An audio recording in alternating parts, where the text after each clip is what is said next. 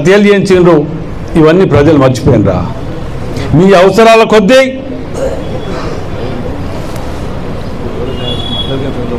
అప్పుడు అడగలే. రాజయ్య గారిని తొలగించినప్పుడు అప్పుడు మాట్లాడలే ఈ దద్దమ్మలన్నీ. ఇవాళ మాట్లాడుతున్నారంటే మీ అవకాశవాది రాజకీయాల గురించి మీరు ఎంతటికైనా దిగజారుతారు.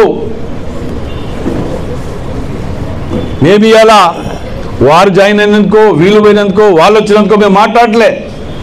దీన్ని అడ్డం పెట్టుకొని కాంగ్రెస్ పార్టీపై దుష్ప్రచారం చేసుకుంటా, రేవంత్ రెడ్డి గారి గురించి మాట్లాడుకుంటా,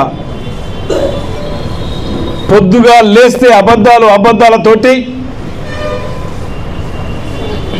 దుష్ప్రచారాలతోటి మేము చేసినాం ఎన్ని చేసినాం అనేది పథకాలని ఇలా ప్రతిది కూడా మీ కళ్ళకు అవపడకుండా 6 గ్యారంటీల వారి గురించి 420 అంటాడు.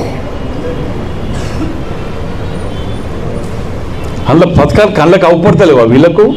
ఇవాళ కూడా కలెక్టర్ ఆఫీస్లో మీ అందరి సాక్షిగా శ్రీనివాసరెడ్డి గారు, ఇన్ఛార్జ్ మినిస్టర్ గారు, మేము ఏమేం చేసినాం 6 గ్యారంటీ పథకాలలో క్లుప్తంగా చదివిండి అర్ధగంట.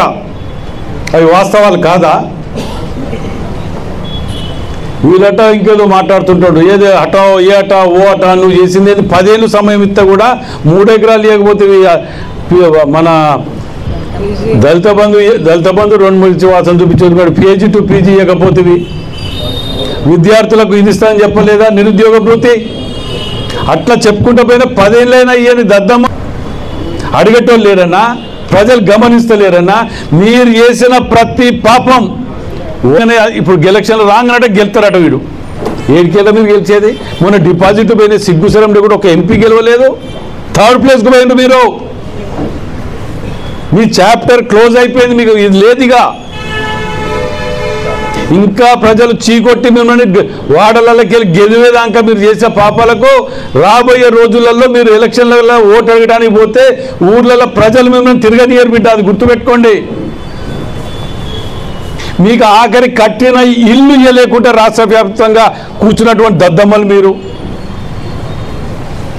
మీరెంతసేపు కమిషన్లు ఏది కబ్జాలు వీటి తప్ప వేరే దానిలో కబ్జా ఇచ్చేసిండ్రా? ఇవాళ వరంగల్ జిల్లాల ఓపెన్ చర్చకు పెడదాం. మీ 10 ఏళ్ళల్లో తేలేని మేము 2 ఏళ్ళల్లో తెచ్చినాం. ఉమ్మడి జిల్లాకు కూడా చెప్తాను నేను. ఇవాళ హన్మకొండకే కాదు,